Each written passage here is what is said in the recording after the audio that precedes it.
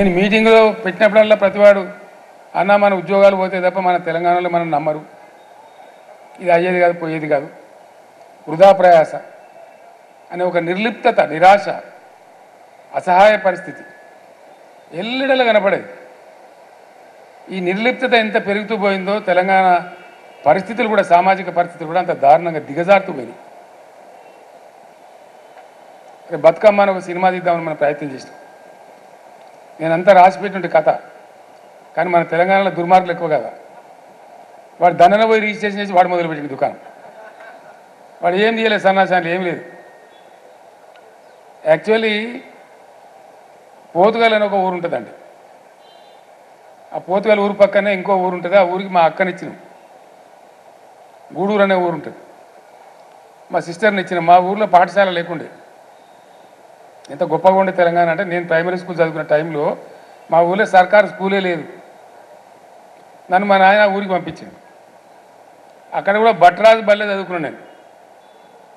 తవ్వలు, మానకలు, అడ్డలు, ఈసాలు, పరకలు, బొట్లు, నా చదువు అక్కడి నుంచి ప్రారంభమైంది. పెద్దబాల శిక్ష బాబత్ చదువు. అక్కడ అప్పర్ మానేరు నుంచి వచ్చే కెనాల్ ఏదైతే ఉంటుందో దాన్ని నేను ఈత కొట్టేది.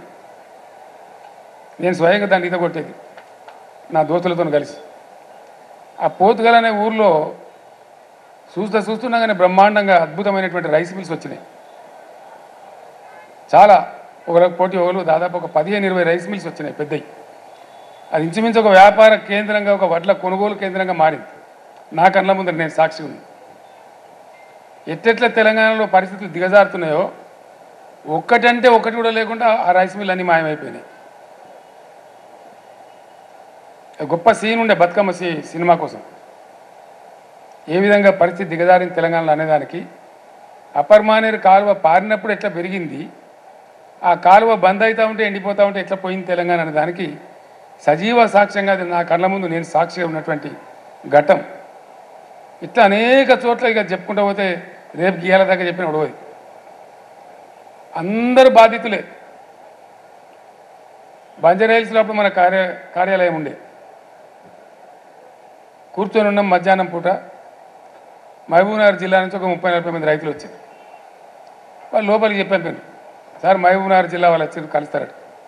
సరే రమ్మని హాళ్ళకి పోయి, నేను హాళ్ళకి పోయి మంది ఎక్కువ ఉన్నారని వాళ్ళని పిలుచుకొని ఛాయ్కి దాకా కూర్చొని ఏం సంగతి అంతా బాగున్నారా అంటే, ఇక ఏం బాగున్నాం సార్, బతకలేక హైదరాబాద్కి వచ్చినాం. ఏం చేస్తారు హైదరాబాద్లో?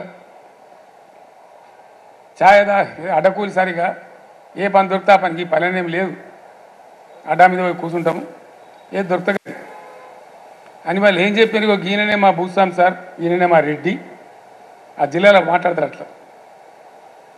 ఈయననే మా రెడ్డి సార్, మా గీనే భూమిలో మేము పనిచేసేది, ఈయనకు 60 ఎకరాల భూమి ఉన్నది, బతకలేక ఈయన కూడా మాతో వచ్చిందని చెప్పి